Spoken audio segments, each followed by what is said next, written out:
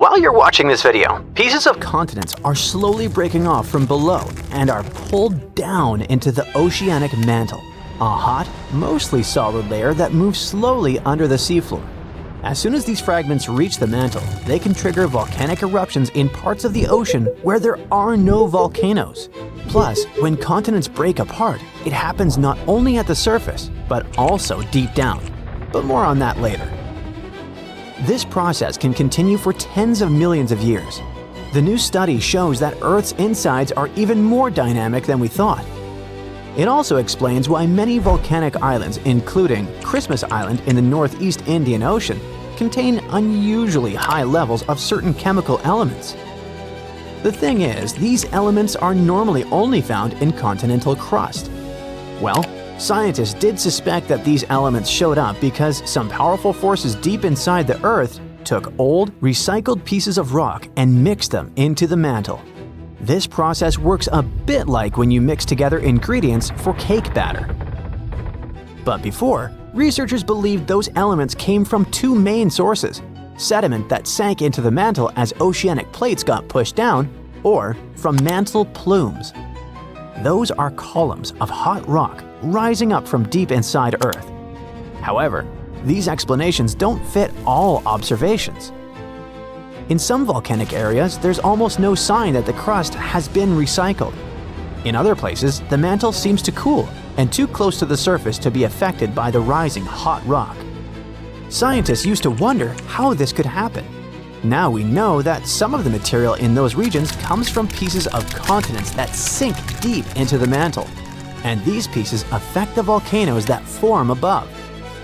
The new study also suggests a curious idea. Continents don't just break apart at the surface, they peel away from below too. And this can happen over much greater distances than scientists thought before. Researchers used simulations to figure out how continents and the mantle behaved when stretched by tectonic forces. Their work is built on earlier research showing that when continents split, deep, powerful forces inside our planet create a mantle wave.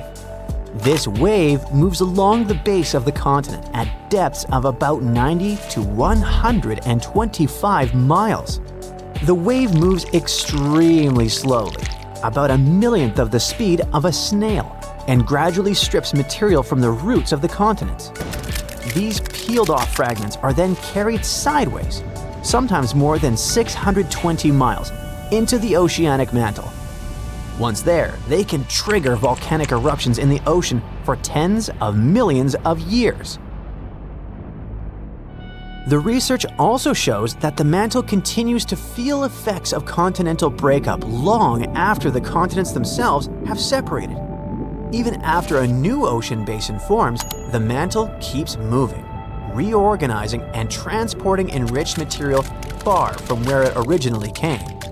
To make this conclusion, researchers studied geochemical data from different parts of the Earth, including the Indian Ocean Seamount Province.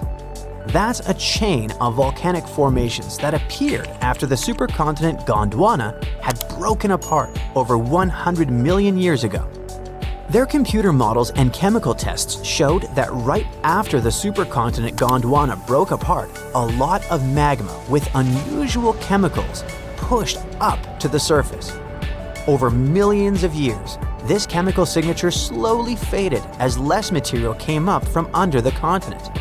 The most unexpected discovery is that this happened without any help from those deep, hot columns of rock scientists used to think were needed. Now, to get an even clearer picture, let's sneak a peek into our planet's insides. Earth is about 4.6 billion years old. It was born from a huge cloud of dust and gas that slowly cooled, shrank, and hardened into the planet we know today. As it cooled, heavy metals like iron and nickel sank to the center, and lighter, rocky materials floated upward. This created the Earth's layered structure, with each layer having its own unique properties. The crust is like Earth's skin. It's our planet's outermost layer, made of solid rock. It's broken into huge pieces called tectonic plates that slowly drift over time. There are two kinds of crust: oceanic crust, and continental crust. The oceanic crust is about 4 to 6 miles thick. It's covered with a thin layer of sediments like sand, clay, and shells. Below that are dense rocks like basalt, rich in magnesium. As for the continental crust, it's thicker than oceanic crust and is located under continents. It's made of lighter rocks than oceanic crust. Beneath the crust is the mantle. It makes up more than 75% of Earth's volume.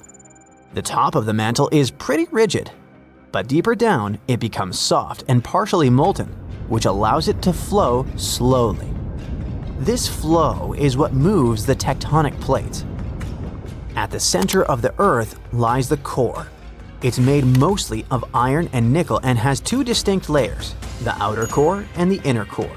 The outer core is a liquid layer of iron and nickel. It's insanely hot, up to 10,800 degrees Fahrenheit, as hot as the surface of the sun. The outer core also generates Earth's magnetic field, which protects us from harmful solar radiation. The inner core is solid because of the crushing pressure inside the planet. It's also made of iron and nickel. Now, the Earth's outer shell, called the lithosphere, is made up of the crust and the uppermost part of the mantle. It's broken into large pieces, called tectonic plates. There are a few super large plates and many smaller ones. 6 of the major plates are named after the continents they carry, like the North American, African, and Antarctic plates. But even those smaller plates play an important role. For example, the tiny Juan de Fuca plate is responsible for many of the volcanoes in the Pacific Northwest of the United States. The plates are moving like a jumble of old conveyor belts. They move very slowly, about 1 to 2 inches per year. But over millions of years, this movement shapes the face of our planet. Most earthquakes, volcanoes, and mountain building happen where plates meet, pull apart, or slide past each other. There are 3 main types of plate boundaries: convergent, when plates move toward each other; divergent, when plates move apart; and transform. That's when plates slide sideways past each other. When tectonic plates collide, the crust crumples and buckles, forming mountain ranges. About 55 million years ago, India crashed into Asia, slowly creating the Himalayas, the tallest mountains on Earth. The collision continues today, so the mountains are still rising. Mount Everest, the highest point on Earth, may even grow a tiny bit taller over time. At some convergent boundaries, an oceanic plate dives under a land plate in a process called subduction. The land above lifts up, forming mountains, and the sinking plate melts and triggers volcanic eruptions. This is how some mountains in the Andes of South America were formed. When 2 oceanic plates collide, one usually slides beneath the other, creating deep ocean trenches, like the Mariana Trench in the North Pacific, the deepest point on Earth. These collisions can also form underwater volcanoes that eventually rise above the ocean and turn into island chains, such as Japan. At divergent boundaries, tectonic plates move away from each other. In the oceans, magma from deep in the mantle rises to fill the gap. This creates underwater mountains and volcanoes along the seam. This process renews the ocean floor and slowly widens the ocean basins. By the way, a single mid-ocean ridge system connects all the world's oceans, making it the longest mountain range on Earth. On land, when plates pull apart, they form giant valleys, such as the Great Rift Valley in Africa. If this stretching continues over millions of years, East Africa could split off to become a new landmass. One famous example of transform boundaries is the San Andreas Fault in California. Unlike convergent or divergent boundaries, transform boundaries usually don't create mountains or oceans, but the grinding motion can cause powerful earthquakes, such as the 1906 earthquake that destroyed much of San Francisco. A giant crack, more than 2,000 miles long, is splitting open across Africa. Roads, houses, even schools are getting torn apart. Now, scientists think they've finally figured out what's causing it: an enormous column of scorching hot rock called superplume. rising from deep inside the Earth. And it's slowly pushing the land apart inch by inch. This isn't a small shift though. The continent is breaking in two, and the clue to what's going on could be hidden thousands of miles away in Hawaii. And why does the United States suddenly have a role in all of this? Hang on, we'll get there. First, it's important to know this isn't new information. Africa has been slowly splitting for about 25 million years. This is happening in a region called the East African Rift System. It stretches thousands of miles from Ethiopia down to Mozambique and is the largest active continental rift system on the planet. And by that, I mean places where the Earth's crust is being stretched and pulled apart, causing faults, earthquakes, and volcanic eruptions. Scary stuff to say the least. Back in 2018, for example, a massive crack appeared near a small town just west of Kenya's capital, Nairobi. In some spots, it was about 65 feet wide. That's almost the length of two school buses parked one after the other. The whole thing was terrifying. It happened fast and left a trail of destruction. Roads were cut off, farms torn apart. People were on edge as the ground opened up beneath their feet. And I mean that quite literally. One man watched the crack rip straight through his home. He barely had time to grab a few of his belongings before his entire house collapsed. Sounds terrifying, right? Since it happened in the East African Rift region, panic spread fast. The media was all over it, claiming it was proof that Africa is splitting apart. People standing near the crack thought, oh boy, it's already happening. And many still believe that today. But that's not actually the case. At least not with that particular crack. Because after the initial panic, videos and photos of it revealed clues that it wasn't related to tectonic plate movement. First clue, the two sides of the crack didn't match. Like trying to fit the wrong puzzle pieces together. They simply didn't line up. Second clue, the gap wasn't one continuous line. There was some kind of soiled bridges in between. All this showed it was sudden erosion. I mean, some specialists believe the crack had once been filled with volcanic ash from nearby Mount Longonot. But then the region was hit with heavy rains. When water soaked through the soil, it washed the ash away, leaving the gap exposed. Problem solved. Even after the truth came out, it was too late. This event brought the whole Africa is splitting talk back. And here's the thing. Even though that crack had nothing to do with it, make no mistake, Africa is breaking apart. That's because the continent sits between two tectonic plates, the Somali plate in the east and the Nubian plate in the west. The problem is they're moving away from each other, and as they drift apart, the gap in the East African Rift keeps getting wider. Eventually, the Somali plate could split completely from the Nubian plate, creating an entirely new landmass, something on the scale of Madagascar or even New Zealand. You don't have to worry though. This process is super slow. So slow that none of us will see it finished. Experts say the continent is moving apart by about 0.3 inches a year in some places. To give you an idea, that's less than the length of your fingernail. So we can say this split will take millions of years, which is good news for the people living there. But that doesn't mean they won't feel the effects of this slow break. In fact, they're already happening. Take Ethiopia's Afar region, for example. Back in 2005, this area showed just how unpredictable the rift can be. In a short period, 420 earthquakes hit the area, opening up a massive fissure. What usually takes centuries happened in just a few days, completely challenging what scientists thought they knew about the speed of geological changes. Back then, the crack stretched for more than 35 miles, and life around it is still far from easy. Recent earthquakes destroyed much of the local infrastructure. 37 schools were damaged, leaving 5,000 students without classrooms. And that was just one part of the damage. As the tectonic plates keep moving apart, water will eventually flood into this region, creating a brand new ocean, according to some predictions. Countries like Zambia and Uganda, which are landlocked today, could one day have a coastline. That could be great news for them as it might open up new trade routes and completely reshape their economies. Don't get too excited though. we won't be diving into the waters of this sixth ocean anytime soon. The splitting process will take another 5 to 10 million years. But it's tough to say exactly when, since big seismic events, like earthquakes, could make it all happen faster. So here's what we know. The Somali Plate and the Nubian Plate are in the middle of a dramatic tectonic breakup, slowly moving apart. Africa is breaking in two. Earth will probably gain a new ocean because of it. But until recently, we didn't know exactly what was triggering all of this. Like, yeah, those tectonic plates are moving, but why? I mean, is this massive geological process being driven by something happening in Earth's mantle? Or could it have a much larger, deeper source? Well, scientists think they may have finally cracked the mystery.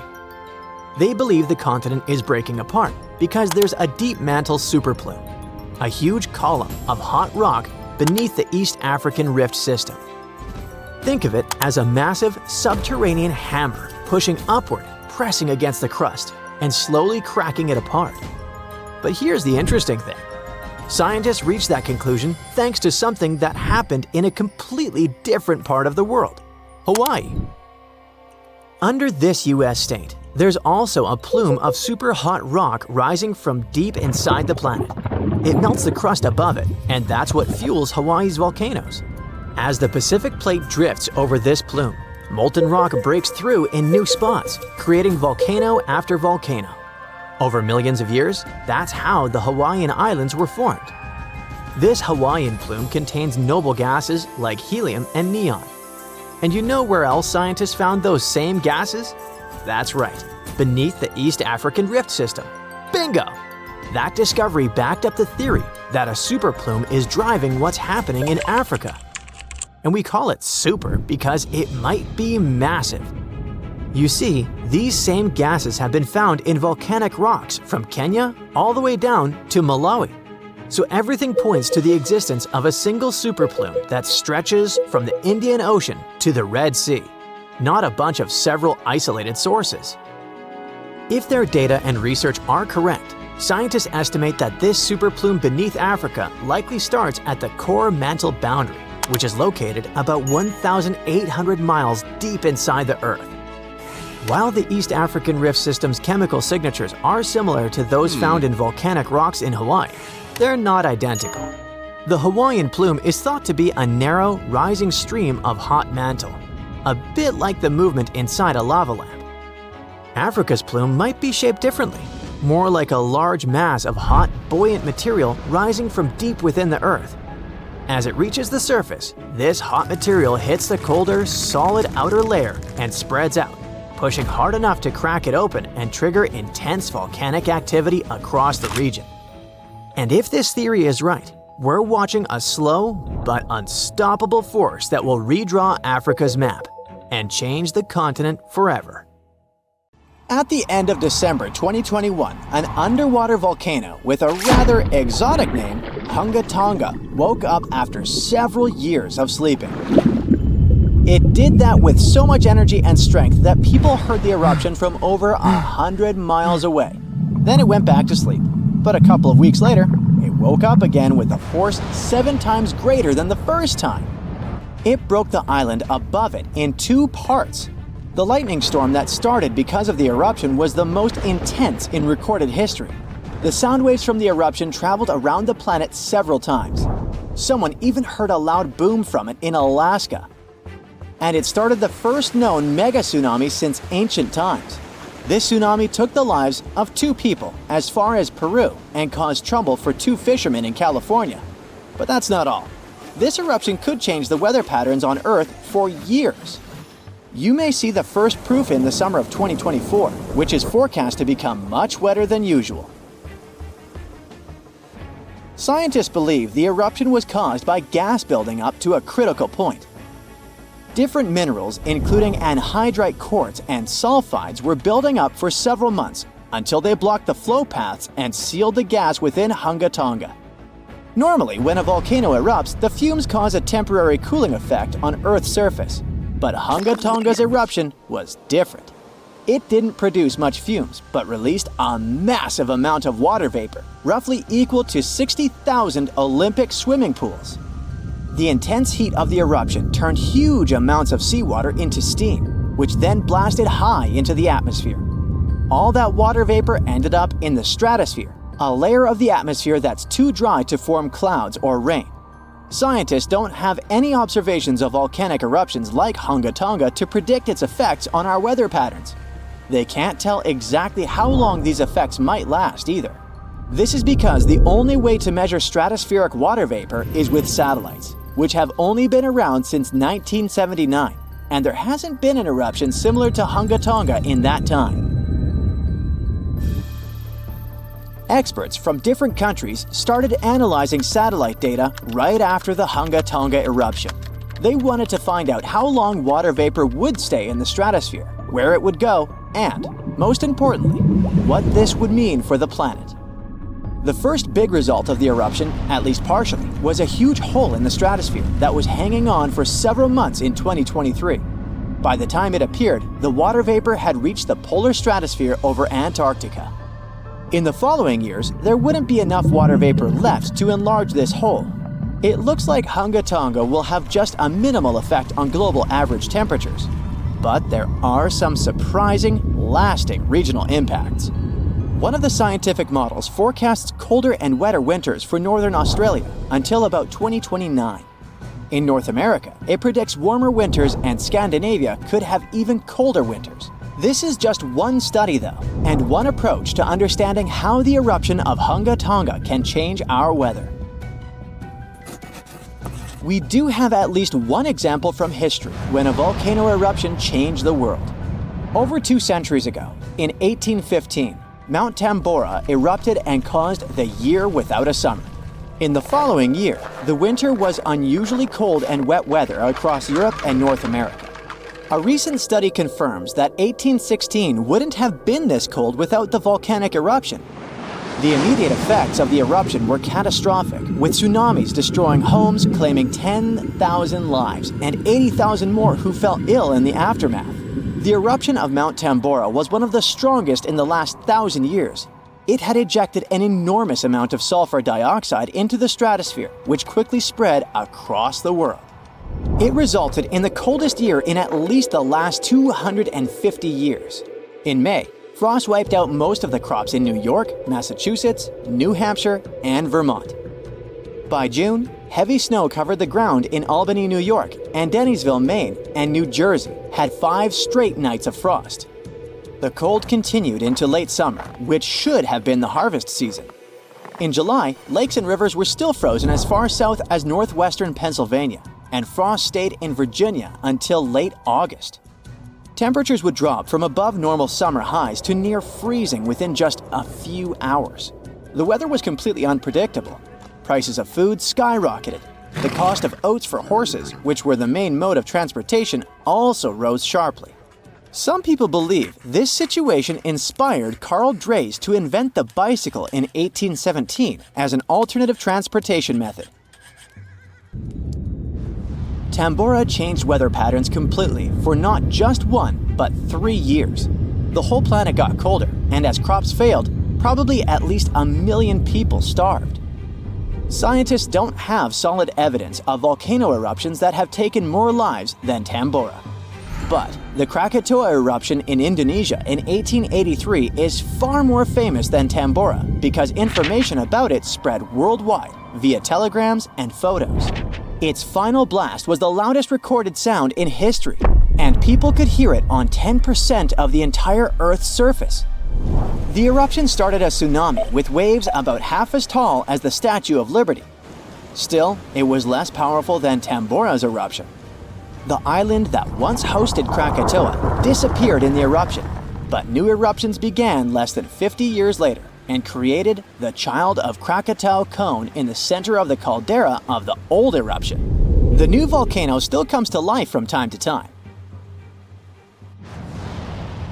Mount Vesuvius's eruption, which took down Pompeii, is one of the most well-known volcanic disasters in history. It took around 2,000 lives, much fewer than Tambora. According to a famous Roman author of that time, the eruption lasted 18 hours. Pompeii was covered by a layer of ash and pumice that was thicker than twice an average human height. The nearby coastline also changed dramatically. In today's world, the after effects of volcanic eruptions are often more dangerous than the eruption themselves. Thanks to advances in technology, we can now predict volcanic eruptions more accurately and use safety measures like evacuations and flight cancellations.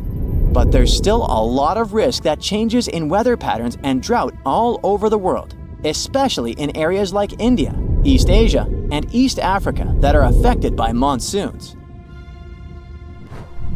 Volcano eruptions can also have effects you wouldn't probably expect, like the evolution of dinosaurs. These guys were once the size of cats, waiting for their time to shine. It came around 230 million years ago. This time is known as the Carnian pluvial episode. Before it, Pangaea was a dry and arid supercontinent.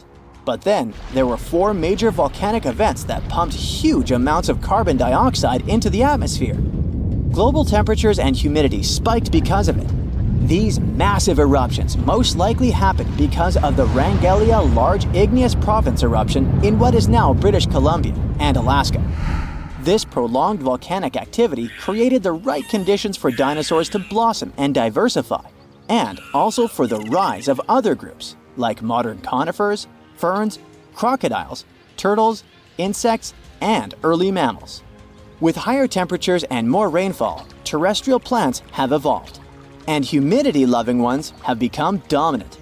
Without those changes in the world, we could have a completely different natural history. There's some solid proof that volcanic activity has really changed the weather patterns back then. Scientists have found layers in the Earth's core that show different types of carbon. It means there were 4 massive releases of carbon dioxide into the atmosphere. The data on mercury and carbon together shows that the spike in mercury levels was thanks to a major volcanic event that affected the global carbon cycle, and not just local eruptions. India could split horizontally into 2 parts as it runs into Eurasia. The movement of the Indian plate that includes most of modern South Asia is causing the Himalayas to grow. This process started around 60 million years ago when the plate first bumped into Eurasia. Scientists from the Netherlands have used the power of an AI simulator to see what this region will look like one day. The computer model showed that the Indian subcontinent will merge with the Horn of Africa in approximately 200 million years. The present-day cities of Mumbai and Mogadishu will become next-door neighbors. They will sit along the newly formed mountain chain scientists provisionally named the Somalaya. On the other side of this geological formation, Madagascar will connect with Sumatra, while Calcutta and the island of Mauritius will occupy the same region. Sri Lanka would cease to exist as it becomes part of the Indian mainland. Further to the north, scientists predict that the Himalayas are going to increase in height in the foreseeable future.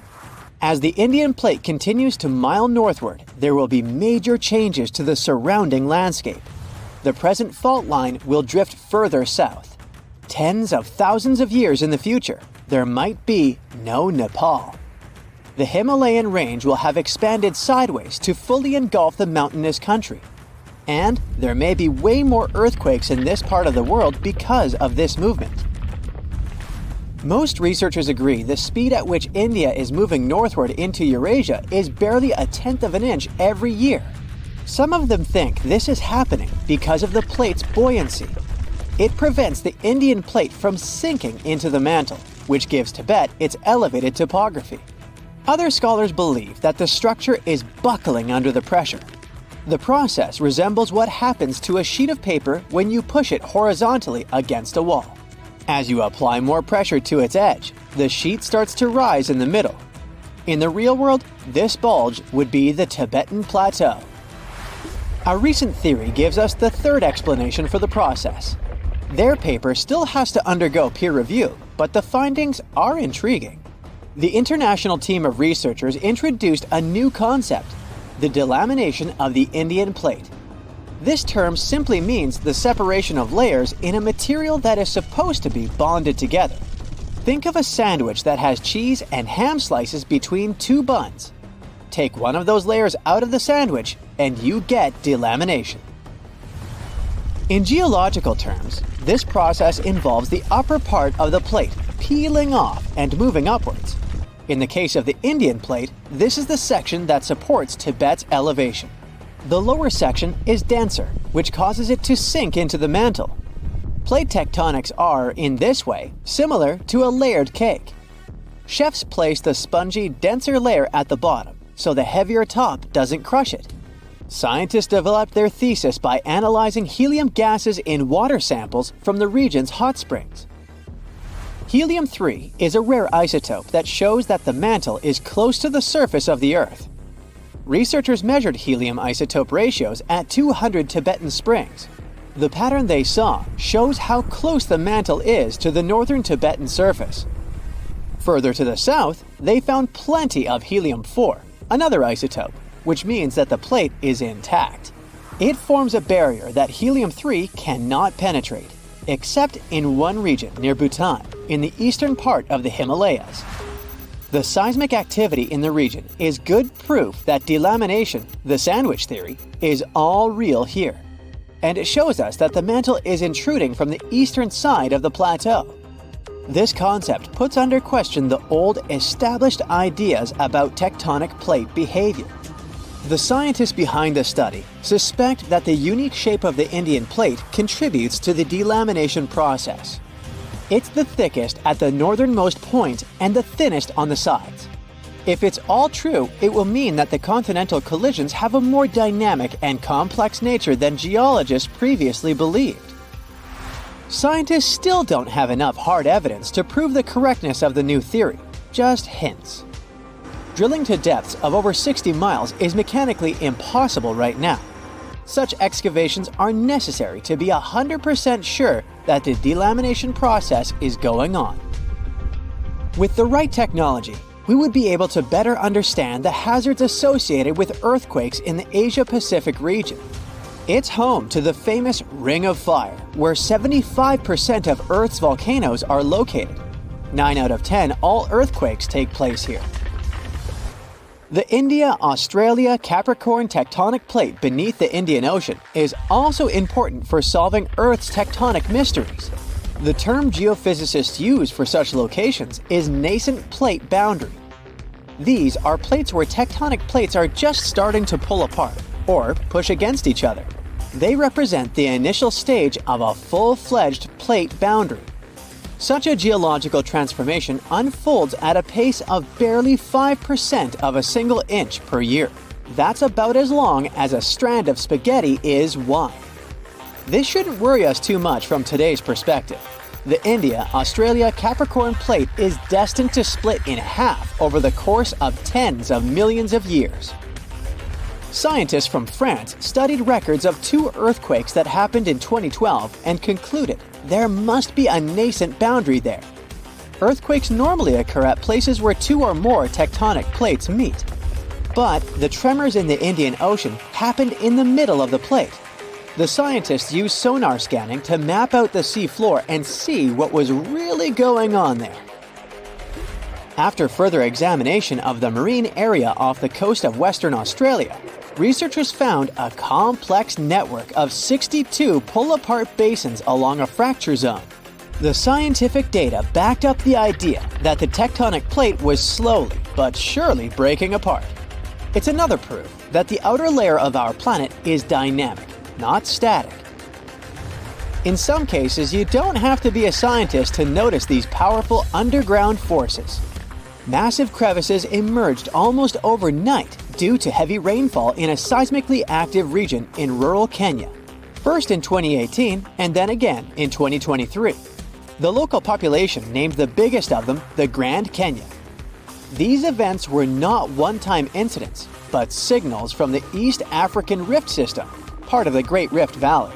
This huge geological phenomenon stretching from Jordan to Mozambique shows us the gradual splitting of the African continent into 2 subcontinents.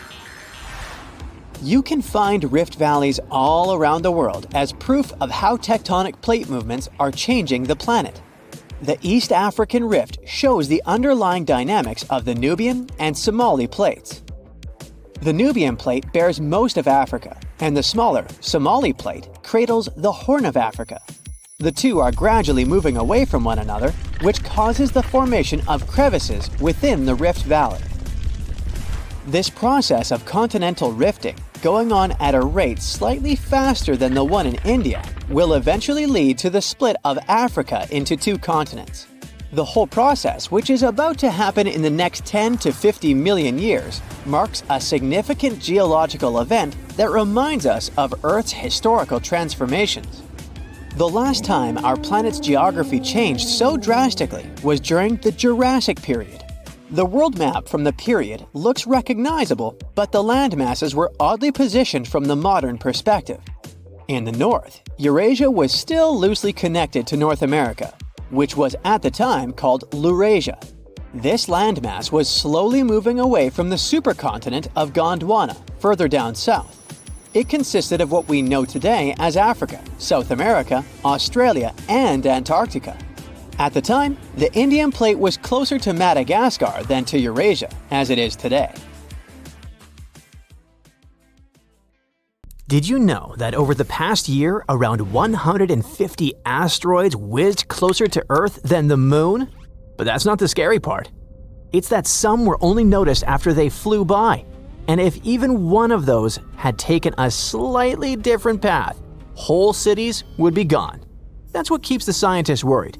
The invisible stuff hiding where our telescopes can't see. Let's explore what that means. Astronomers keep a list of asteroids that wander into our neighborhood. If a rock's orbit comes close to Earth, it joins a special club we call Near-Earth Objects, or NEOs. That list can include anything from a harmless little space pebble that wouldn't break a window to a rock big enough to cause an earth-shattering kaboom. NEOs are leftover materials from when the planets were forming. Some of that rubble ended up tucked safely in the asteroid belt between Mars and Jupiter, but some pieces got nudged onto paths that cut across Earth's orbit. Those are the ones we care about, because they're still wandering around today, looping around the sun, and every now and then passing uncomfortably close to us. The biggest objects are the easiest to locate. They are rare and bright enough that they stand out in sky surveys. So far, none of those big ones seem to be heading our way anytime soon. However, the real anxiety comes from the middle class of asteroids. On paper, many of them sit in the potentially hazardous object category, or PHOs, but the nickname City Destroyer explains them better. These rocks aren't huge enough to wipe out the planet, but they could flatten a city and mess with the climate for a few seasons. Some are as wide as a football stadium and hit the atmosphere faster than a speeding projectile. NASA estimates there are around 25,000 near-Earth asteroids at least 460 feet wide, but we've only discovered a fraction of them. Basically, we have solid orbits for less than half of the City Destroyer crowd. The rest only exist as numbers in simulations. We know they should be out there. We just haven't seen them yet. Why are they so hard to spot? Some asteroids are nearly coal black, blending into the cosmic night. Others hang out close to the sun from our perspective, so our telescopes get overwhelmed by brightness. It's like trying to locate a mosquito while staring directly at the sunlight. Please don't do this. From Earth, these rocks are mostly lost in the sun's glare. We only catch a glimpse just after sunset or right before sunrise. And that chance only exists if the sky is perfectly clear and the asteroid happens to be in exactly the right spot. If not, it slips back into the sun's blind spot, playing hide and seek with us. We were caught by surprise quite recently. In 2013, the Chelyabinsk meteor came from the direction of the rising sun. No one saw it in time because it was coming from the wrong direction. It exploded high above the region, shattering windows across the city and sent more than 1,000 people to the hospital. The scariest part is that the meteor was only about 60 feet wide. Now imagine a city destroyer coming from that same direction. A stadium-sized rock stepping out of the sun's glare would give us very little warning, maybe a few days or a week instead of decades. and we know that the blind zone is not empty. Observations have already revealed at least one large asteroid in that region that scientists can seriously consider a planet destroyer. It's called 2022 AP7, and it's huge. This thing is more than half a mile wide, big enough that if it ever hit Earth, it would be a catastrophic day for everyone. Astronomers found it by using the super-sensitive dark energy camera during twilight, pointing the telescope at the region of the sky most surveys normally avoided. The good news is that AP7 isn't headed straight for Earth. Its orbit crosses the orbit of our planet, but the timing doesn't line up, so we won't encounter it this pass, the next one, or even for several centuries. The bad news is what that discovery hints at. If it took this much effort to notice something like this, what else are we missing? And 2022 AP7 is just one PHO. Other asteroids closer to the Sun were also spotted during those same twilight searches. New simulations say some of those hidden rocks are not random. A bunch of them seem to share an orbit with Venus. They do not orbit Venus itself. They orbit the Sun in almost the same lane, sometimes a bit ahead of the planet, sometimes a bit behind, like kids jogging on the same track but spread out along the lap. Astronomers already know about roughly 20 of those Venus co-orbitals, and their paths are anything but stable. Gravity from Venus, Earth, and other planets keep tugging on them, and over thousands of years, those pulls could stretch their paths until they start crossing Earth's orbit. Most flybys are harmless, but one unlucky pass could be the one that counts. So what can we do about this? The first step is simple in theory. Find them earlier. The goal for astronomers is to launch infrared telescopes and get them into space. While we do have amazing telescopes like JWST or the Hubble Space Telescope, they're never pointed at the Sun, as the brightness of our star can damage them. That's why we need a telescope in orbit around Venus, or one that travels along with it. It would be in a much better spot to keep an eye on the asteroids that hang out there. NASA is launching the NEO Surveyor project that aims to solve the problem. It should scan the inner solar system to spot dangerous asteroids in time. Also, we're learning that we can actually move asteroids. NASA's DART mission rammed a small spacecraft into a rock, which affected its orbit slightly. Not by much, just enough to prove that it can be done. It's like turning a plane just 1 degree while it's still across the ocean. By the time it reaches you, that tiny change can make it miss by thousands of miles. Teams around the world spend their days babysitting space rocks, and yes, that's a real paying job. NASA has the Planetary Defense Coordination Office. Europe has the NEO Coordination Center. Observatories feed them nightly sky data, and computers immediately check each dot's orbit. If a rock might wander too close, it joins the risk list and gets extra attention. Each new photo updates the orbit a little more, sometimes that make the danger level rise for a moment. That is exactly what happened with 2024 YR4, when it briefly reached level 3 on the Torino scale before better measurements calmed everyone down. The scale itself runs from 0 to 10, and anything that climbs above 3 is rare enough to raise eyebrows. The whole system works that way on purpose. Notice something strange, collect more data, then decide whether to relax or stay alert. Most of the job is actually pretty dull. It's a lot of number checking, orbit fixing, and crossing out false alarms. That quiet, careful routine is what lets the world respond quickly when a rock finally appears that isn't just passing by. So how worried should we be? For those huge planet-destroying rocks, the short answer is not much. Nothing that size is on the near-term schedule. Smaller city-level threats are trickier. The odds of one hitting Earth anytime soon are still tiny, but they're not zero. Think of it as a cosmic lottery that has been running for billions of years. Every once in a very long while, the universe draws a number that makes astronomers sit up and pay attention. It's not a reason to panic. It's a reason to build better eyes in space and make sure that if a bad ticket ever comes up, we see it in time to do something about it. Scientists just discovered a lake in Antarctica that flips everything we thought we knew about life on Earth. They drilled through thick ice and found liquid water where everything should be frozen solid. And inside this water, there is life. I mean actual living organisms thriving in the dark, untouched for ages. The story starts with an expedition that added a new, super important spot to the Antarctica map. Between November 2019 and January 2020, researchers trekking across the frozen desolation reached an area called Enigma Lake. They thought they were walking over a huge slab of solid ice, but their gear showed something different. So they used a powerful drill to get through the ice, peered beneath layer after layer, and detected at least 40 feet of liquid water trapped under the surface. They came looking for a rock, but found a hidden world under ice in this Antarctica lake, where they would least expect it. The scientists were shocked and didn't stop at this discovery. They wanted to know where all this water came from, because in this part of Antarctica, the climate is ruthless. Extreme temperature, low precipitation, punishing winds, and solar evaporation aren't exactly perfect conditions for a lake. Any fresh water was supposed to have dried up long ago.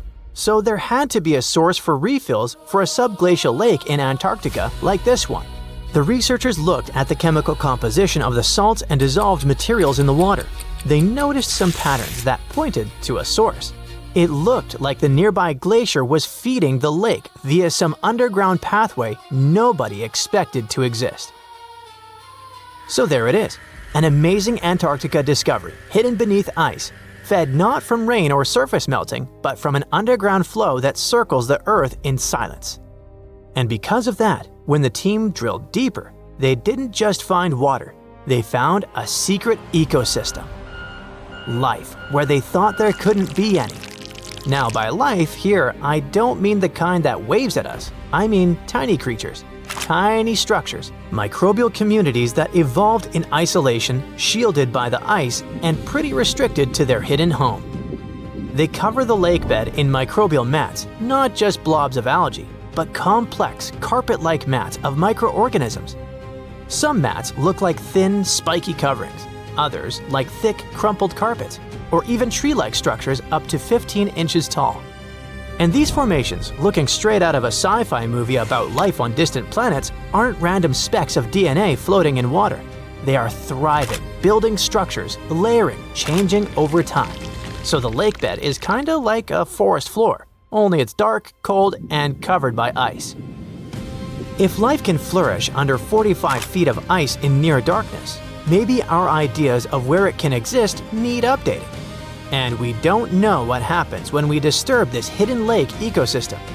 What if we inject humans, machinery, or even our breath into the mix? These microbes have lived isolated for who knows how many millennia, maybe even millions of years, without any exposure to the world above. If humans mess with them, these organisms could be at serious risk when they meet microbes they had never met before. The lake could get contaminated, and its ecosystem could change for good. As we step into this new territory, we must be extra cautious. After all, the entire Antarctica is like a book of secrets of evolution, adaptation, and survival that we must read carefully. This continent keeps surprising us. Animals that were never seen before turn up in its remote corners, from bizarre sea creatures to ice-loving insects you didn't know existed. For example, the ice-loving sea anemone scientists spotted hanging upside down from the underside of the Ross ice shelf.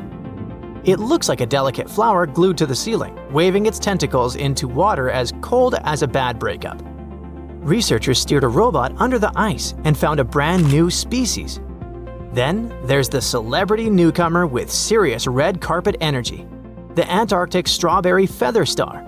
This floating pom-pom can have up to 20 arms. It got its nickname because the body looks, you guessed it, strawberry-ish. And oh, I guess Antarctica is the last place where you'd expect to see a fish nursery, but it has the largest known one in the whole world. Researchers were there towing their cameras along the Weddell Sea seabed to map it when they spotted thousands, then millions of identical bowls in the sediment.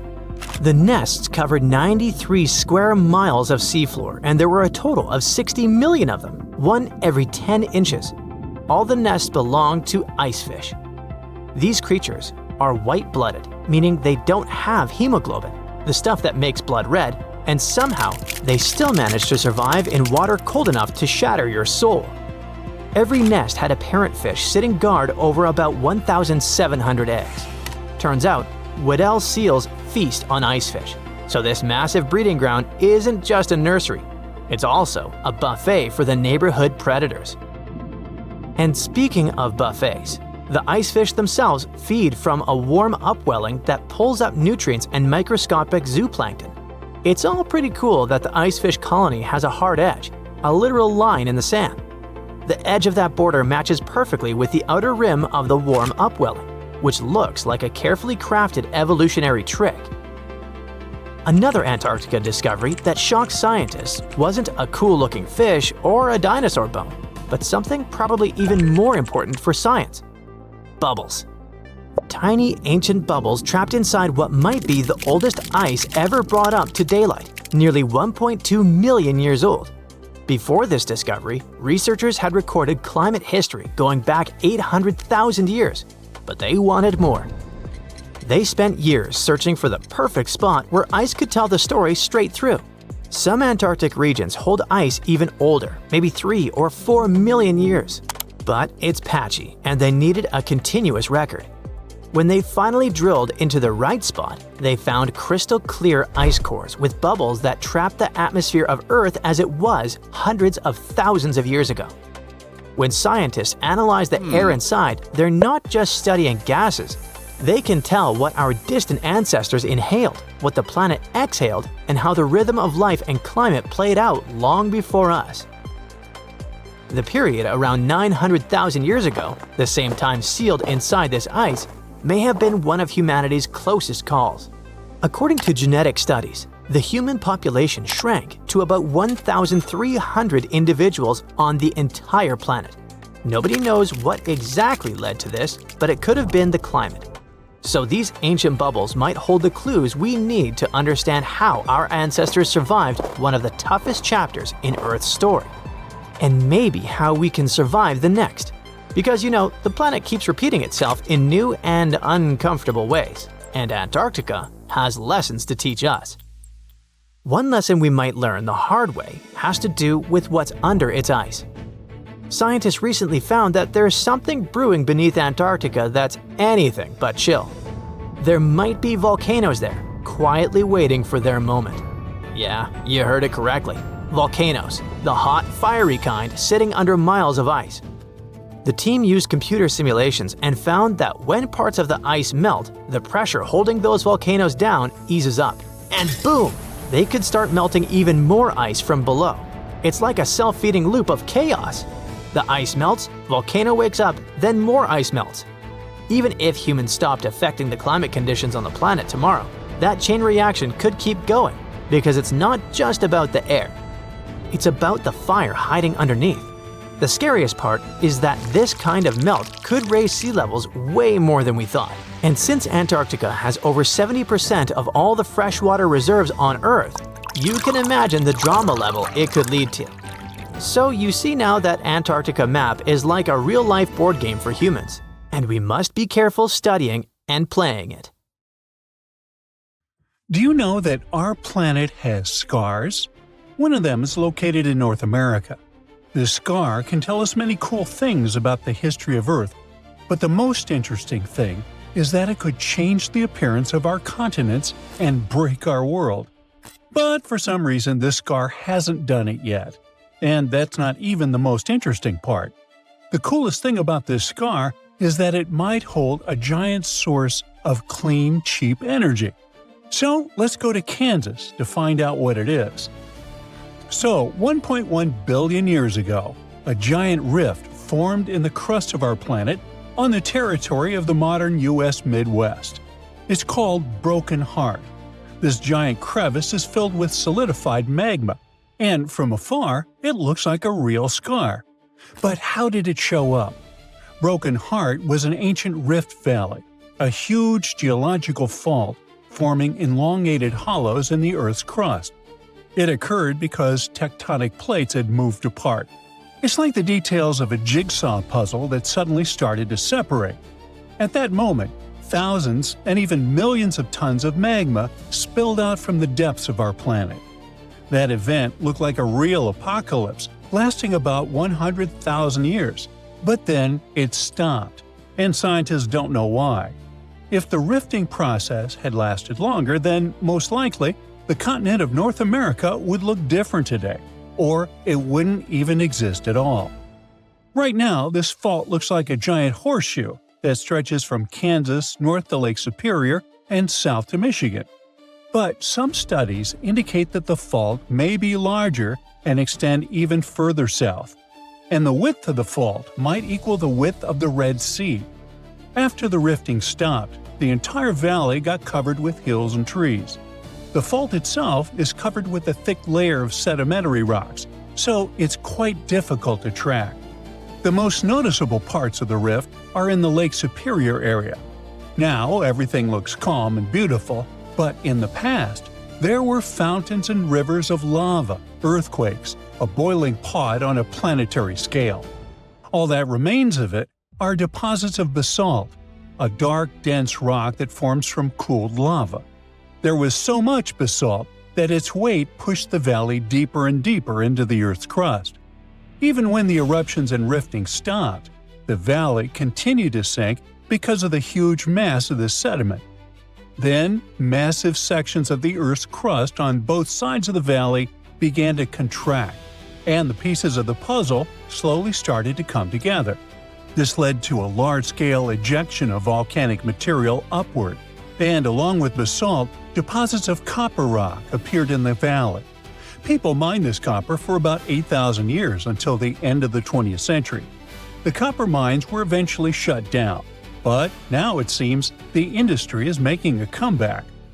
However, Broken Heart is not interesting to people just because of its copper reserves. It holds something more valuable and useful for our civilization.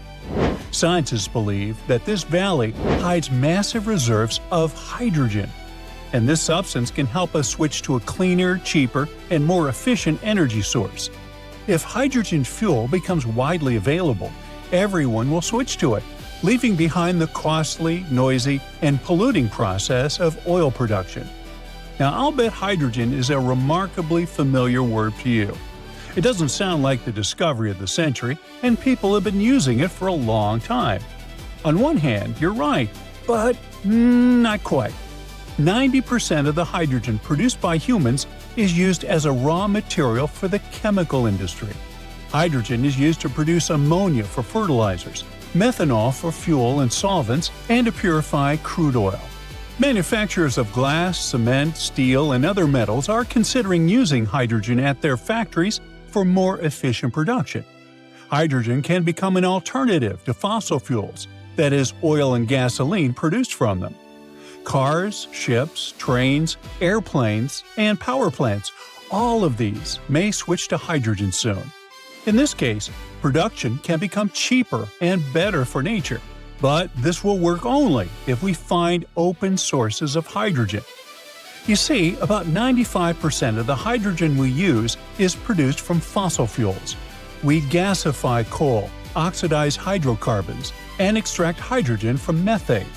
All of these production methods require energy. But the worst part is that they lead to large emissions of carbon dioxide into the atmosphere. But what if we find sources of pure hydrogen that don't require processing? Then we'll save energy for its production and make the planet cleaner. But where can we find such sources?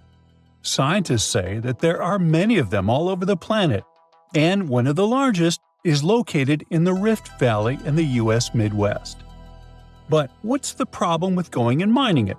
Well, it's not that simple. To extract pure hydrogen, you need 3 conditions. The first is the source of hydrogen itself, which is quite logical. The second is reservoir rocks, that is, natural containers where this hydrogen is stored. And the third is natural seals, which prevent the gas from escaping. In other words, these seals work like a cap on a bottle. They don't allow the substance to escape. So in general, it's necessary to find where hydrogen is released, where it accumulates, and where it's stored. When these conditions are met, natural resource extraction companies can start working. But how does hydrogen appear altogether? Well, let's go over the basics of chemistry. Hydrogen and oxygen compounds form water.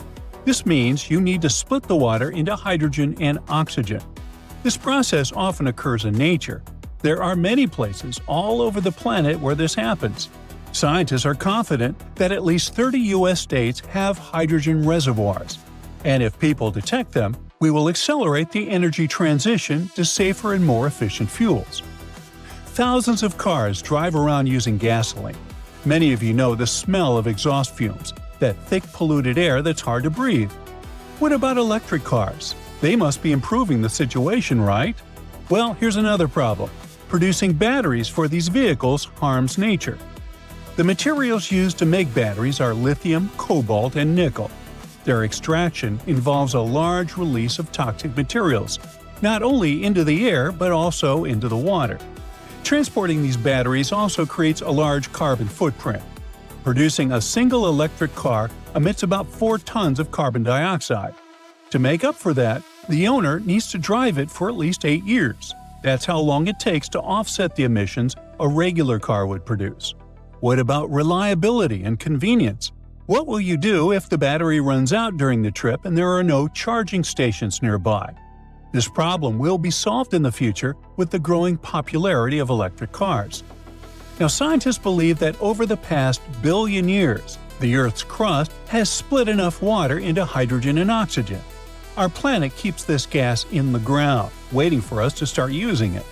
According to calculations, even considering all the technologies and production capacities of our civilization, the reserves of hydrogen in the bowels of the planet are enough to supply us with energy for 170,000 years. That's why the giant rift in Kansas attracts scientists from all over the world. Huge quantities of basalt and other rocks can react with water to release hydrogen. And now scientists are looking for places where this material accumulates and is stored. The floor starts quaking like it's alive. Books, mugs, and lamps leap off shelves. Your feet slide, your body sways, and you can barely stay upright. It stops for a second, but then it shakes again and again. More than 1,000 times just in one day.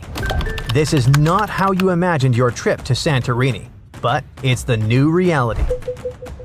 The Santorini seismic swarm started in January 2025. In less than 1 month, there were, get ready for it, more than 20,000 reported earthquakes. For comparison, most cities on Earth go through one small, barely noticeable quake in a year. It all started with small jolts that residents could feel, but tourists might have mistaken for large trucks driving nearby. But by February, things got serious. A magnitude 5.3 quake struck. It's a moderate-strength earthquake, but it was strong enough to rattle homes, break windows and dishes, and terrify the island's population. The Greek authorities declared a state of emergency for Santorini and Amorgos. Thousands of people had to leave their homes. Schools closed, and hotels temporarily evacuated their guests. Santorini is famous for its volcano, the one that blew up in a massive eruption around 1600 BCE and inspired the legend of Atlantis. It's still considered to be active, although there have been no significant eruptions since the 1950s. So it would be logical to blame this monster for all the drama. But nope, these tremors weren't volcanic. Experts said what was happening near Santorini looked like a seismic swarm. It's a series of smaller quakes all happening in the same area. They are happening along faults, which are cracks in the Earth's crust that can suddenly shift when the tension gets too high. Think of the ground like a giant, stressed-out Rubik's Cube. At some point, it twists and snaps somewhere. Near volcanic areas like Santorini, fluids moving underground can sneak into these cracks and make them easier to break. Plus, there's the natural stress from tectonic movements. It's like adding oil to a squeaky, overworked hinge. Suddenly, everything slips. Nobody knows exactly what's coming next. Tracking thousands of tremors isn't easy. Many of them are too small for traditional seismic sensors to pick up. But this time, scientists have their new best friend to help out. I'm talking about artificial intelligence. Thanks to machine learning, researchers can detect patterns in tiny vibrations that humans might miss. This technology has helped a lot to understand the swarm. It lets scientists map which parts of the crust are most active and even predict possible future activity.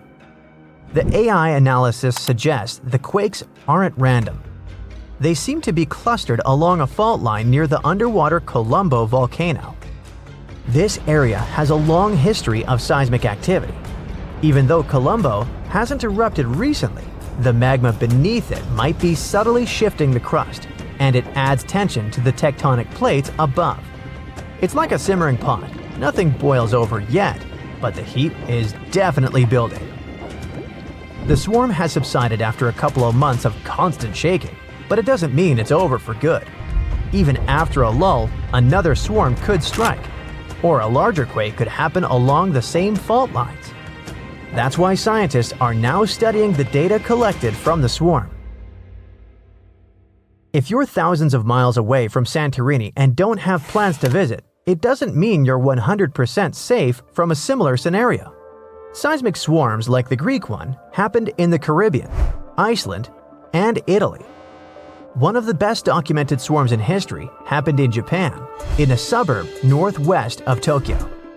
It was all going on in a town sitting on a seismological observatory, like a secret underground lab for tracking earthquakes.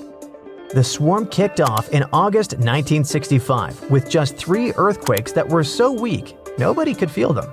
But things escalated fast, and 3 months later, 100 quakes a day were strong enough for people to feel. On one day, the observatory recorded almost 7,000 quakes. Out of those, 585 were strong enough to actually shake the ground, meaning you could feel a quake roughly every 2.5 minutes. Scientists figured out that the swarm was caused by fluids moving underground, kind of like the Earth's crust, stretching and bubbling. Studying seismic swarms helps scientists predict earthquakes better, understand how Earth's crust moves, and even prepare for future natural disasters globally. For instance, if they can link the patterns of tremors to magma movement or tectonic shifts, they can apply similar models to volcanoes and fault lines in Hawaii, Iceland, or the Pacific Northwest. Santorini is like a living lab where they combine modern tech with traditional knowledge. AI, seismographs, and satellite imaging add to centuries of human observation. The locals who have lived through quakes for generations contribute insights about small tremors, changes in groundwater, and unusual animal behavior. All this helps scientists refine their models. Santorini's swarm has surely grabbed the attention of the whole world, but it's not the only place on Earth with some intense seismic activity. But what makes Santorini unique is its combination of historical volcanoes, underwater fault lines, and the fact that it's a real tourist magnet. The island is not so large, and the effects of even moderate tremors feel stronger and more dramatic than in other regions. In other places, though, even more serious earthquakes, tsunamis, and volcanic activity are regular news, and the people have learned to live with them. Japan is one of the regions on Earth where earthquakes happen the most because it sits on the edges of 4 tectonic plates. There are around 1,500 of these earthquakes each year that are noticeable. Because of this, the people in Japan have learned to live with earthquakes. There's even a law that sets a rule that buildings in the country should be able to handle earthquakes up to a magnitude of 7 without falling apart. An update 30 years later said that buildings should only have minor damage in such earthquakes and still work as usual. But if an earthquake is even stronger, the law says the building's main job is not to collapse, but to save people's lives. At the most basic level, buildings are made stronger with thicker beams, pillars, and walls so they can handle shaking better. They even construct some buildings on thick layers of padding that separate them from the ground completely, which helps protect them during an earthquake. A skyscraper might sway back and forth a lot and move up to 5 feet, but it won't collapse. On the other side of the Pacific, scientists from the U.S. Geological Survey have studied a dangerous area along the U.S. West Coast. It's called the Cascadia Subduction Zone. Over the past 14,200 years, there have likely been at least 30 big earthquakes in this region. One major quake happened every 500 years on average. But for a long time now, Cascadia has been quiet, and the scientists are getting worried. They think this might be because the area is locked, so the tectonic plates are stuck together and building up a lot of pressure. At some point, a part of the seafloor could suddenly break and move forward by several feet.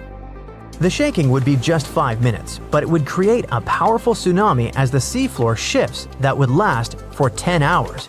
If it happens, it's going to be the worst natural disaster in the country's history, according to experts. This could make the hillside slide and crumble and take down roads and bridges. Around 620,000 buildings could be badly damaged or even collapse. Scientists are hoping that thanks to advanced AI tech and local communities, they'll be able to better predict earthquakes like this and the one in Santorini. This could save thousands of lives. And for now, we must not forget that the Earth doesn't take vacations when it comes to seismic activity, even in places where you go on vacation. It's one small step for man, giant leap for mankind. In the late 1950s, everyone was captivated by space exploration. But there was a group of rebels who wondered not what's out there, but what's down there. This team called themselves the American Miscellaneous Society. Yes, that's their real name. And they started one of the biggest projects ever, Project Mahalo. Joyful and determined, they had no idea what a nightmare they started. First, let's understand what the project was about. You probably know that Earth is like a giant onion. If you cut it in half, you'd see it's made of layers. Each one is different from the next. The crust is what we all stand on. It's incredibly thin, like the skin of an apple. It's made of tectonic plates, almost like puzzle pieces, and they float on the layer beneath. That layer is the mantle. It's mostly solid, made of rock, but these rocks flow and move very slowly, just a little bit over thousands of years. They're also incredibly hot, thousands of degrees Fahrenheit, so it's a bunch of scorching stones moving around like caramel syrup. And when the mantle moves, the tectonic plates above move as well. Usually, this movement is slow and harmless. We don't even notice it. But sometimes they can bump into each other, get stuck, and so on. And when they do, they send such horrifying vibrations through the ground that they're hard not to notice. These vibrations are called seismic waves.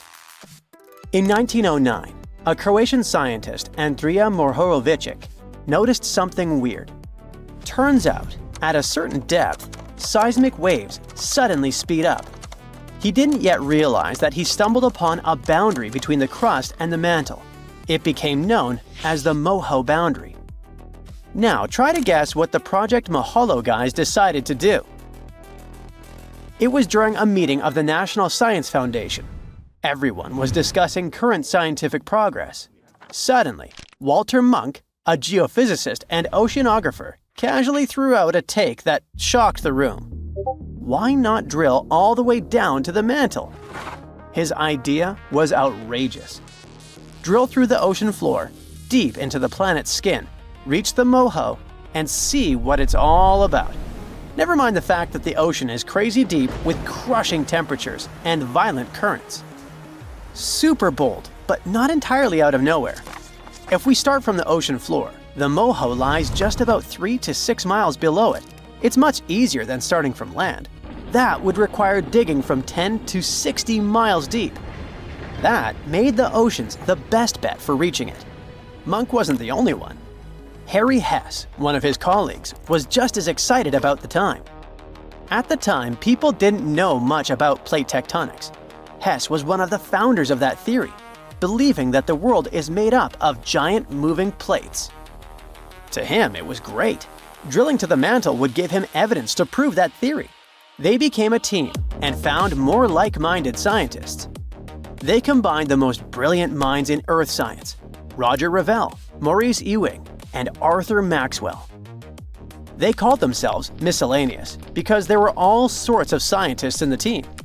Poor guys didn't know that their playful name would later come back to haunt them.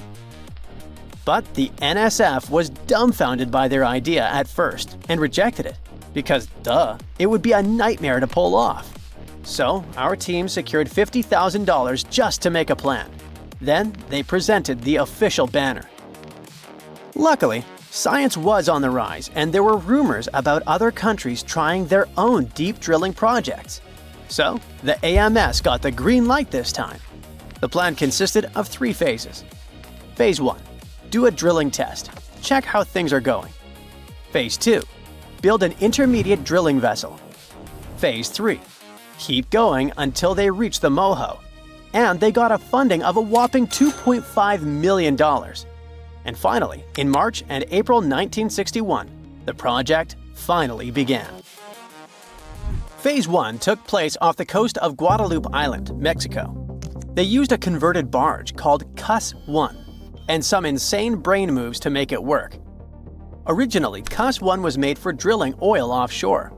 It was one of the best things we had for drilling in deep water. But a catch was that it could only go a few hundred feet down. And remember, we need at least 3 miles. The team had to come up with something revolutionary: dynamic positioning. It's a tech that allowed the ship to stay perfectly still in the middle of the ocean, even without an anchor. It worked like this. They dropped 6 buoys into the water, forming a circle around the ship. These buoys sent underwater echoes to help the ship understand where it's located. Using motors and a joystick, the crew could keep Cuss-1 right in the center of the circle. And surprisingly, they started making progress. Even though ocean drilling is incredibly hard, they drilled through thick layers of sediment and reached an astonishing 600 feet below the seafloor, about 2 Statues of Liberty. And the seafloor itself was almost 12,000 feet deep. This was just the beginning. Deep down, they stumbled upon tons of basalt, a type of volcanic rock. It doesn't surprise us now, but for that time, this achievement was groundbreaking. Turns out they got through Miocene-age sediments, rocks formed millions of years ago. This discovery told us so much about the history of our planet. Now the entire world held its breath. Even the famous writer John Steinbeck, the author of East of Eden and The Grapes of Wrath, got caught up in the excitement. He joined the project and wrote a dramatic article about it for Life magazine. He wrote that we knew less about the ocean floor than we knew about the moon. That line stuck. The biggest surprise was that President John F. Kennedy sent a telegram congratulating the team. It's like the space race turned into inner space, and for a brief moment, it looked like they just might do it. But years later, Walter Munk said that the very success of Phase 1 doomed the project. The early triumph raised expectations sky high. From the start, the miscellaneousness of this society led to tons of disagreements, logistical hurdles, and the costs just kept rising. When the NSF realized just how successful the project was, they took over in 1961.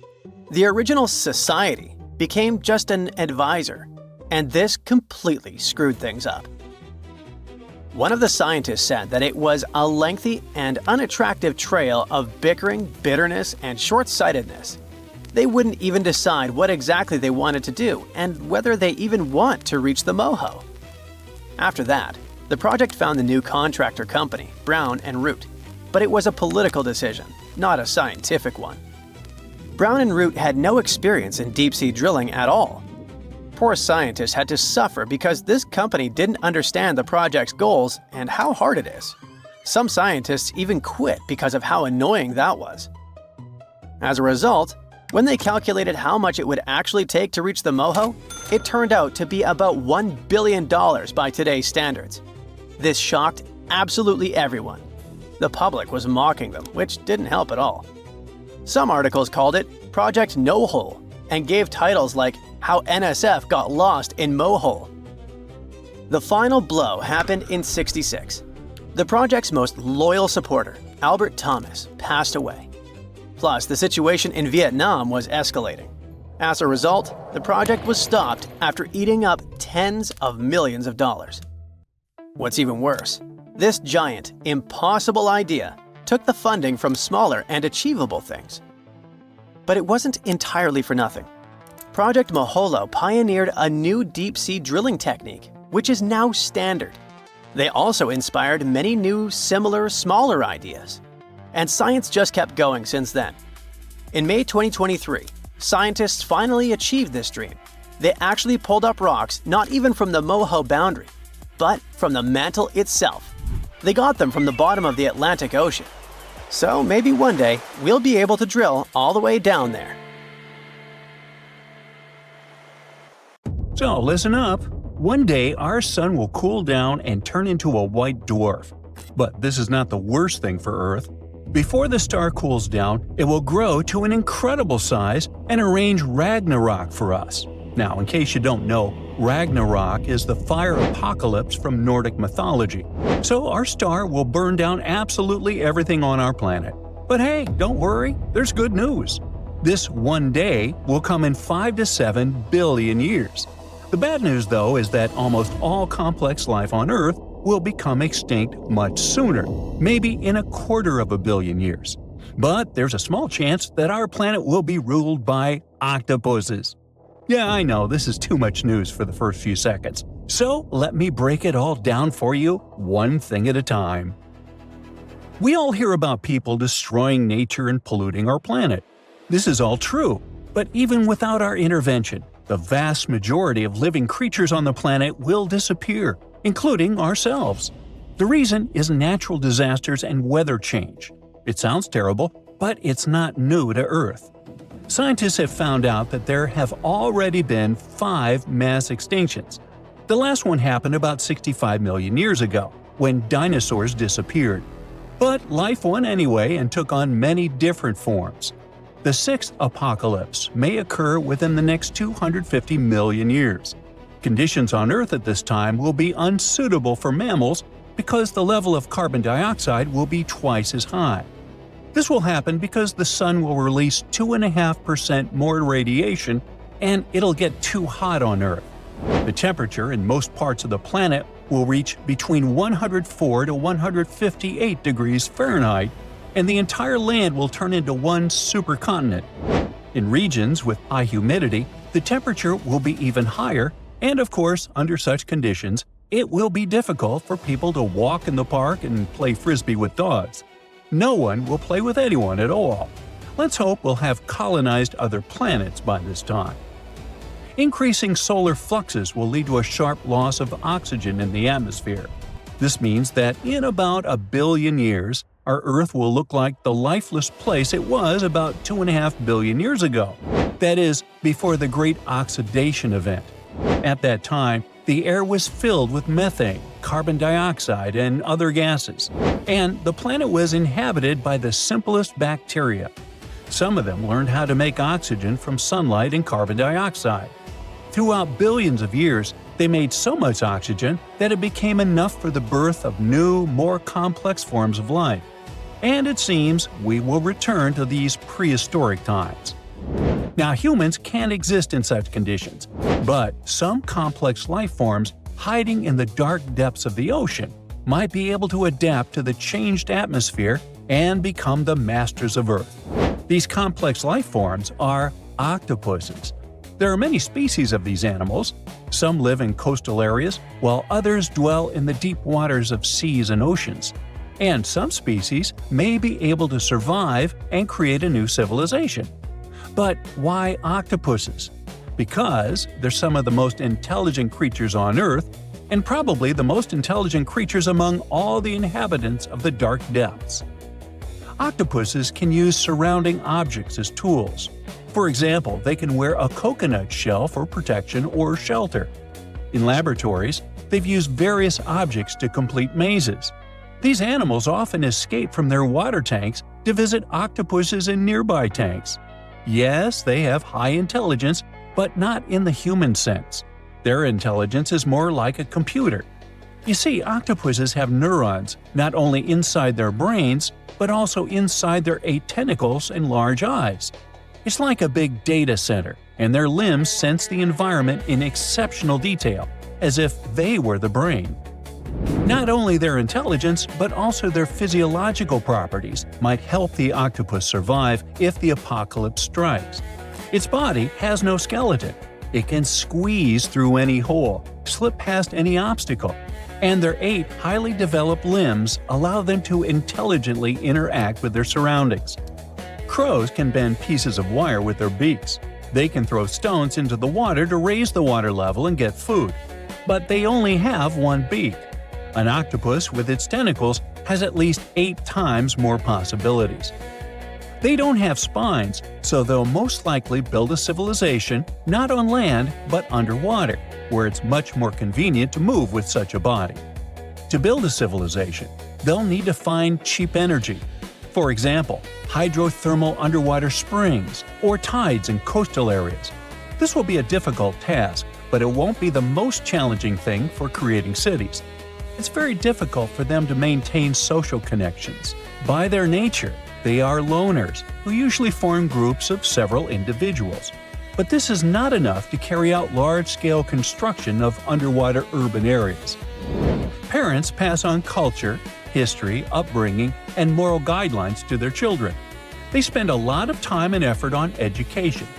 Octopuses don't do this at all. The female octopus passes away shortly after laying eggs. The male octopus has only one mating relationship in its entire life and passes away shortly after the female is fertilized. So, in a sense, octopus cubs are born orphans.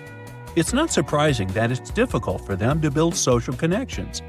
Over the past 50 to 100 million years, octopuses have not developed a collective feeling, and it's difficult to imagine that it will suddenly appear in the future. Perhaps something will encourage them. Who knows? Some scientists who study octopuses have noticed that over the past 10 years, some octopus species have shown certain social skills. Some live in groups of 10 or more individuals. If humanity doesn't ruin the lives of these animals by fishing and dumping garbage into the ocean, then they have a good chance of succeeding in conquering the planet. But if they fail, then the next candidates might be nematodes, those little white worms. Well, let's hope octopuses win. They seem cuter. They also may achieve a technological breakthrough much faster than we think, because when you have 8 arms, you work much better. Imagine these octopuses leaving Earth and flying to another galaxy, where they meet us humans. Do you think we could become friends? So let's say octopuses become a highly developed civilization that builds cities in the oceans. But they, just like humans, will have to think about colonizing other planets because of the upcoming Ragnarok. The sun keeps heating up and getting bigger, don't forget. Our star is currently in the most stable phase of its life. It has been in this phase for the last 4.5 billion years. But after another 5 billion years or so, the hydrogen in its core will start running out, and then the fun will begin. As hydrogen fusion slows, the core begins to contract. As the core gets smaller, it heats up until it can kick off another round of nuclear reactions, fusing helium into heavier elements such as carbon, nitrogen, and oxygen. Eventually, the sun will turn red and be so gigantic that it will swallow up Mercury, Venus, and possibly Earth. So, it may be Ragnarok not only for our planet, but for the whole solar system. No matter how tough octopuses are, they won't survive such a disaster. Earth is likely to burn down completely. Maybe it'll look like the moon, or it'll completely disappear. What will happen to the sun next? Its energy will run out sooner or later. Then it will shrink to the size of Earth and turn into a white dwarf. When a star goes out, it ejects a huge amount of gas and dust. Only the cooling core remains. All those outer layers will be floating in space, forming a beautiful nebula, and our solar system will become unrecognizable. Well, in some ways, it can sound pretty sad and scary. But hey, look at the bright side. Yeah, pun intended. It's going to happen in 5 to 7 billion years. So relax. Humanity has been living on Earth for about 40,000 years. If we compress the entire history of our planet into one 24-hour day, then the history of people will be equal to 1 second. If we achieve such a development in 40,000 years, what'll happen in 100,000 years, in 1,000,000 years, in 1,000,000,000 years? It's hard to predict. So how about going to the park and enjoying the sun at its best? Bring some sunscreen. Before an earthquake shakes the ground, something sneaky might happen first. A slow, quiet movement with no shaking at all. No one is aware that right under their feet, the land is preparing to tremble violently, wreaking havoc, bringing destruction and devastation. A new study shows that such a slow creep might be how earthquakes begin. To figure this out, scientists didn't start with giant pieces of the earth. Instead, they went into a lab and used clear plastic sheets called plexiglass. They pushed 2 sheets of plexiglass sideways against each other, just like how tectonic plates, huge chunks of Earth's crust, push against each other underground. As they pushed, the plastic cracked, kind of like what the Earth does during an earthquake. And even though it was plastic and not rock, the physics, the way things break and move, was the same. Earthquakes happen when 2 tectonic plates try to slide past each other, but they get stuck. The edges between them don't move easily because of something called friction. It's kind of like when your shoes grip the ground. Over time, the plates keep trying to move and stress builds up. Think of it like bending a stick. At first, it doesn't break, but if you keep pushing, it will eventually snap. The spot where the plates are stuck is called a fault, and there's a thin, brittle part in that fault. By brittle, I mean that it doesn't bend, it just breaks. Here's how it happens. First, a tiny crack forms. It's small and moves slowly. There's no shaking yet, but something is already happening under the surface. The crack spreads, building up more energy. When it finally reaches the edge of the brittle zone, boom! It speeds up, suddenly racing forward really fast, almost as fast as sound. And that's when the Earth starts to shake. So scientists decided to find out how that very first crack starts. They conducted their experiment, whose setup was similar to a type of fault in the real world called a strike-slip fault, like the San Andreas Fault in California. Even though the materials, plastic versus rock, are different, the way cracks form and move is exactly the same. The experiment has helped scientists understand that earthquakes don't always start suddenly. Sometimes there's a slow, quiet start, like a warning sign before the big quake. This early stage of an earthquake is called a nucleation front. It's like a seed of a crack, gently creeping through the material long before any actual rupture happens. This quiet and slow movement doesn't release energy into the surroundings. At first, scientists thought of cracks as simple one-dimensional lines, like a straight tear in paper. But something didn't add up. The slow-moving nucleation front wasn't behaving like a normal, fast-moving crack, and it wasn't clear why or how it suddenly sped up and became an earthquake. The answer came when scientists realized they had to think in 2 dimensions instead of 1. Instead of imagining the crack as just a fine line, they began to think of it as a patch, like a growing circle, that starts at the surface where 2 materials touch. As this patch spreads out, more material along its edge has to break. The important thing here is that the energy needed to break the material is related to how long the patch's edge or perimeter becomes. The bigger the perimeter, the more energy it takes to keep breaking. That's why this patch moves slowly at first. It doesn't yet cause the violent shaking we associate with an earthquake. Because it moves without sending shaking waves, this stage is called aseismic. Eventually, the growing crack patch spreads beyond the special brittle zone, where the materials are stuck. Outside this zone, the energy needed to keep breaking the material doesn't increase anymore. Instead, there's now extra energy building up, more than what's needed to keep the crack growing slowly. This extra energy doesn't stay quiet. It suddenly powers the crack to move much faster, turning it into a full-speed rupture. That's the moment when the earthquake begins and the ground starts to shake. These findings help explain how earthquakes might start off slow and silent before quickly turning dangerous. They show that small, slow cracks can suddenly transform into powerful, fast-moving ruptures if the conditions are right. Scientists believe that they can learn to detect the aseismic stage before a crack speeds up. It might one day be possible to predict earthquakes, or at least understand the warning signs better. Now, even though earthquakes are only the third most common type of natural disaster, they cause the highest number of fatalities. NASA plays an important role in studying earthquakes by using satellites that orbit the Earth. These satellites collect data and images that show how the ground changes after an earthquake. For example, they can detect when the land shifts, rises, sinks, or cracks. These surface changes help scientists learn more about the strength and impact of earthquakes. NASA's satellites can also track changes in nighttime lights. If a city goes dark after a quake, that's a clear sign that the area may have lost power and could need help. Now, how about we talk about the most common earthquake myths, like the one about megaquakes? Some people really worry about super huge earthquakes, but there's a limit to how big they can get. The size of an earthquake depends on the size of the fault where it happens. A longer and deeper fault can cause a bigger earthquake. For example, the San Andreas Fault in California is long, about 800 miles, but not very deep, around 10 to 12 miles. This makes earthquakes bigger than magnitude 8.3 on that fault very unlikely. The biggest earthquake ever recorded happened in Chile in 1960.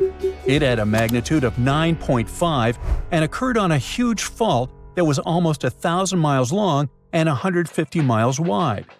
Technically, there's no set limit on the magnitude scale, but an earthquake bigger than magnitude 12 would need a fault larger than Earth, which just isn't possible.